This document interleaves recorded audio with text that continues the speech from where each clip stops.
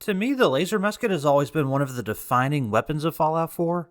It's the signature weapon of the Minutemen, and you're very likely to come across one very early on in your playthrough. That said, I've never really used one for very long, so I wondered, can you beat Fallout 4 with only a laser musket?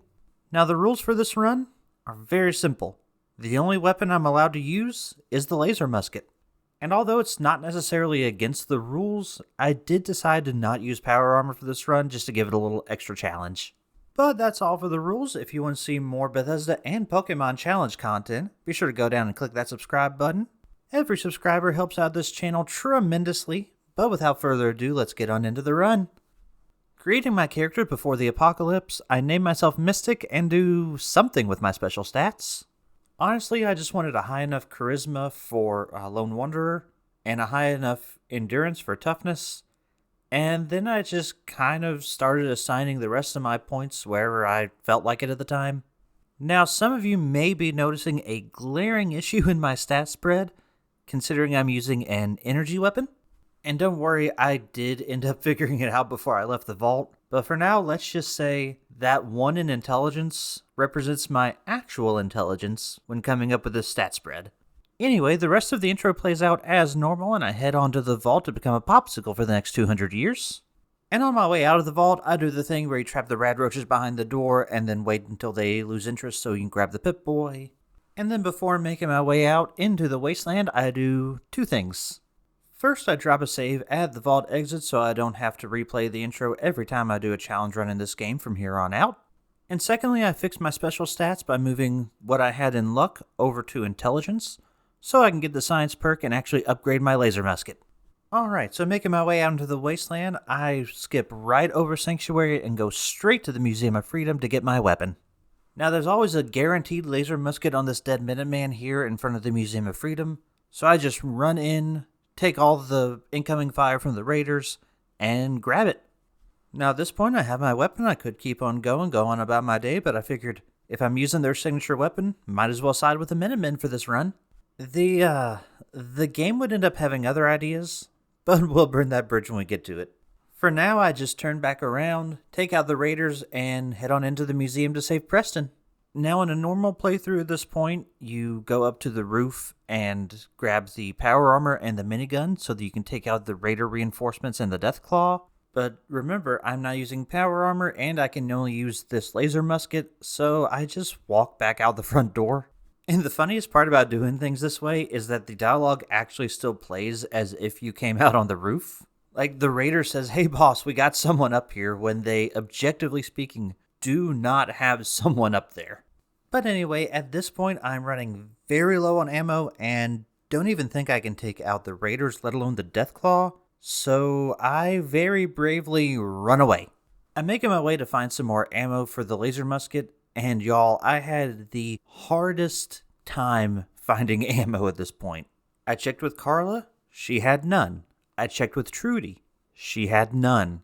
I ended up having to make my way all the way to Diamond City just to get some ammo.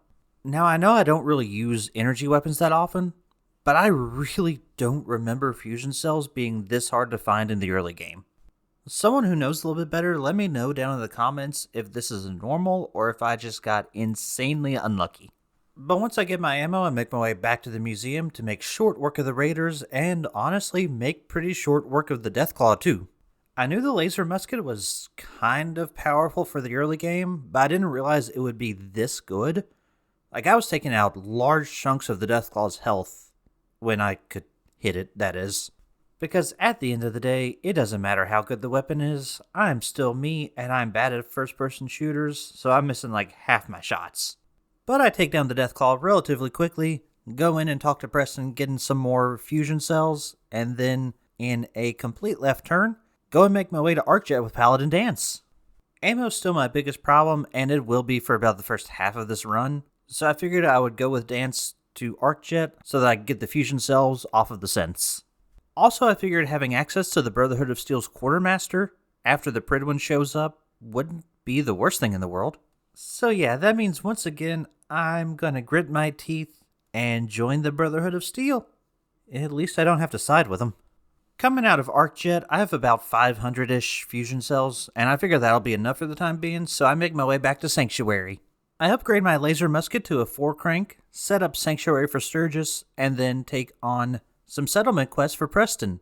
Now, I'm that weirdo who actually likes the settlement mechanic in this game, and I actually have a series going right now about building up the settlements around the Commonwealth. So I'm actually just going to kind of skip over all the settlement stuff this time around.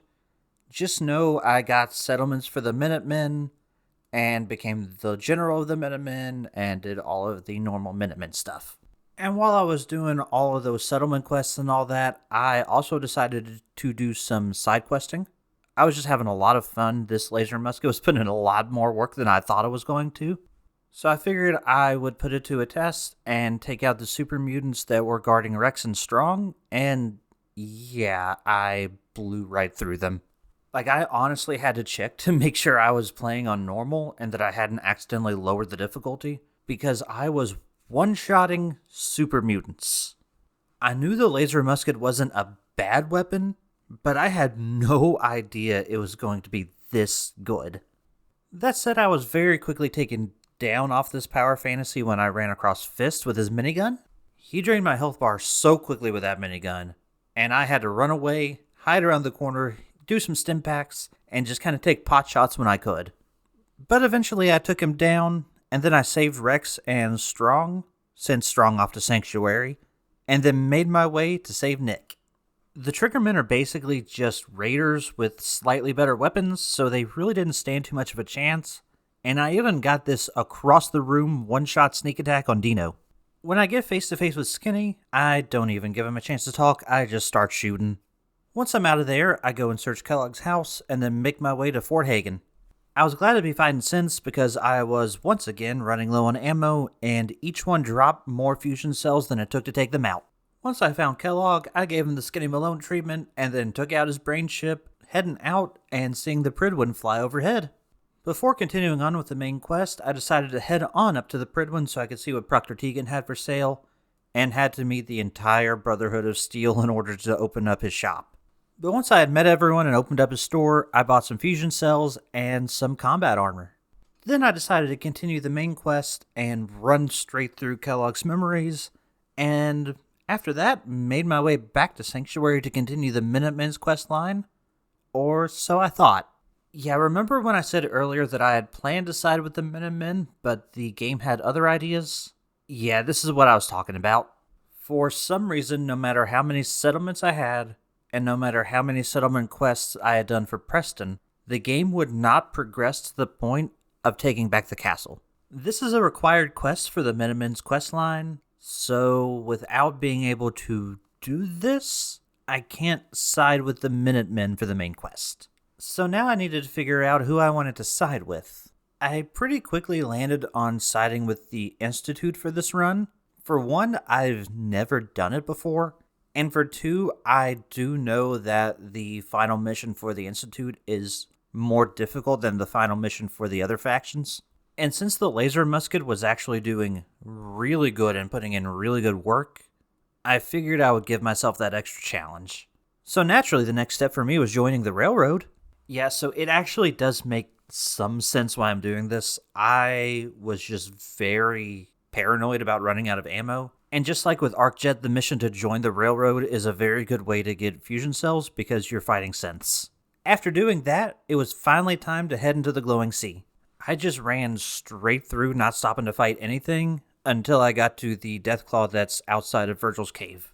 I sat up on a cliff above it where it couldn't quite reach me, and I was about to take it out when it ran away. Now I feel like this was probably just a pathing bug and it was trying to get to me, but I like to think that I just did so much damage and scared it so much that it just ran away.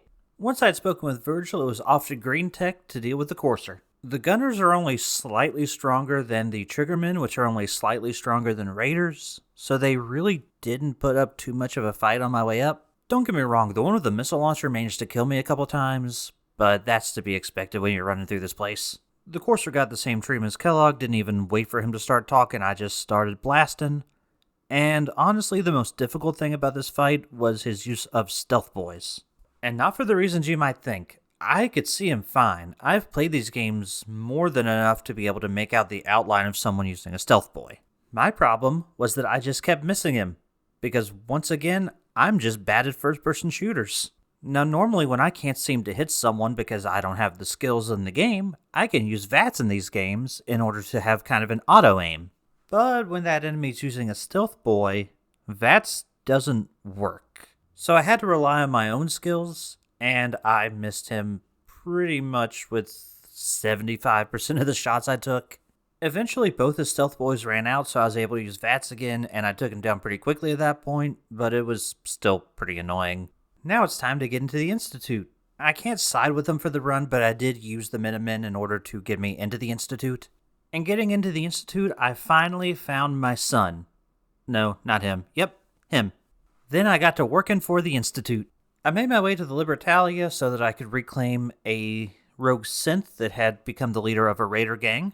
On the way up, I had to dodge another missile launcher, but this time I was able to dive underneath the water, and I could actually breathe underwater because I had taken the Aqua Girl perk earlier.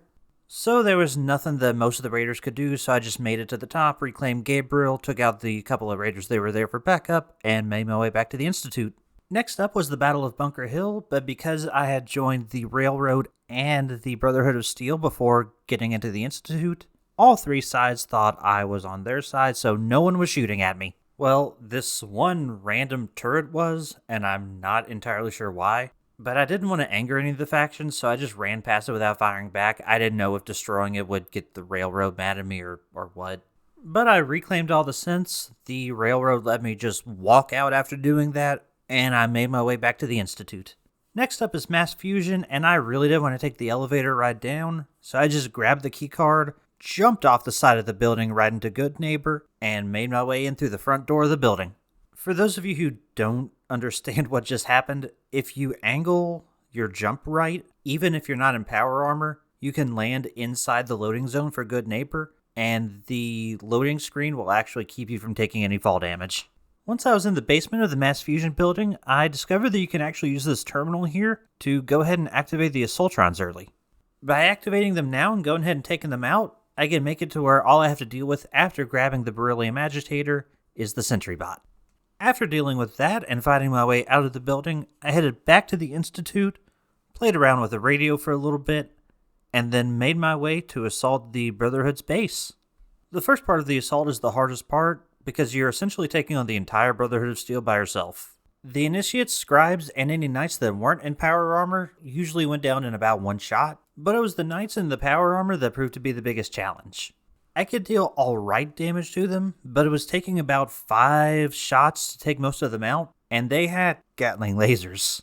The Gatling laser is basically the energy equivalent to the minigun, and if y'all remember back when I was taking on Fist with his minigun, they tear right through me.